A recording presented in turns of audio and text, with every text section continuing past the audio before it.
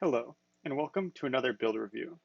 Today we're going to be covering my Stasis Turret build. This is my go-to build for all PvE activities. If I'm doing anything PvE, including patrols, solo lost sectors, dungeons, or even nightfalls, I'm likely running this build. If you watched my recent Glassway Grandmaster Nightfall video, you'll recognize a significant portion of this build, since I adapted it to fit the needs of that Grandmaster Nightfall. However, there are some changes I make for general purpose PvE. At a high level, this build is simple. Spam as many stasis turrets as possible.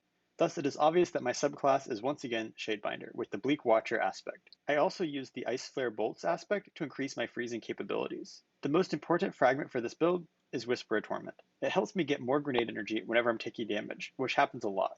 I also use Whisper of Chains, because I'm often standing near frozen targets, and I also like the plus 10 recovery boost it gives. I add in Whisper of Durance to help increase the slowing capabilities of my turret, and in the last slot, I previously would have used Whisper of Hedrons, but since it has been nerfed, I have switched over to using Whisper of Refraction to help get my Rift a little bit faster. The most important perk on my weapons is Demolitionist. Demolitionist provides grenade energy on enemy kills. For most content, I use the Demolitionist Nightwatch, and I also run Salvager Salvo with Demolitionist and Chain Reaction. This creates a nice feedback loop with my grenade, because my grenade helps me get kills by freezing targets, and the kills I get with my weapons generates more grenade energy so I get the grenade back even sooner to start the cycle all over again.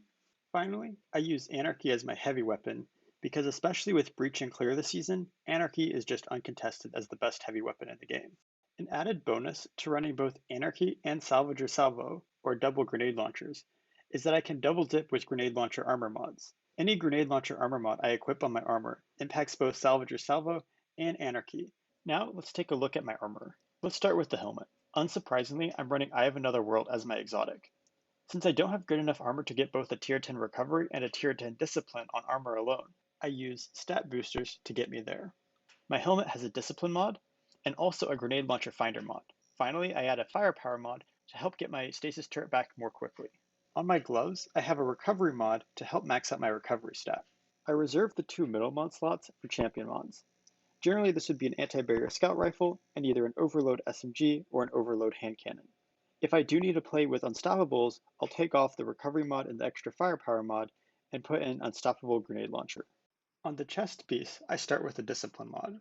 I also add a sniper damage resistance mod, because if enemies are nearby, I'm usually aware of them and can counter appropriately. However, it is super annoying to be randomly sniped from across the map. For the harder content, I'd also add another resistance mod, like a concussive dampener, but for the easier content, I prefer to have a few extra rounds in my grenade launcher instead of unnecessary damage resistance mods. Finally, I put taking charge on my chest piece, and that's my primary source of getting charged with light from my firepower mods. My boots have an additional discipline mod to get me to tier 10 discipline. I also have traction as usual, and absolution to help boost my grenade recharge rate and all of my other abilities at the same time while I'm getting orbs of power. Finally, I have one final copy of my firepower mod. My Warlock Bond is dedicated to Breach and Clear. I also use the last spot for a blast radius mod, since I'm using a lot of grenade launchers and in some contexts without teammates there's not a lot of orbs of power, so it's nice to have one extra backup way to get charged with light. This build is a ton of fun to use. I love throwing constant stasis turrets, and I think stasis turrets make it a lot easier to carry low light friends through difficult content. If you have a Warlock, I highly recommend trying out stasis turrets. They can dominate in even the most difficult content and are also a ton of fun in the easier content. Thanks for watching and stay tuned for more build updates.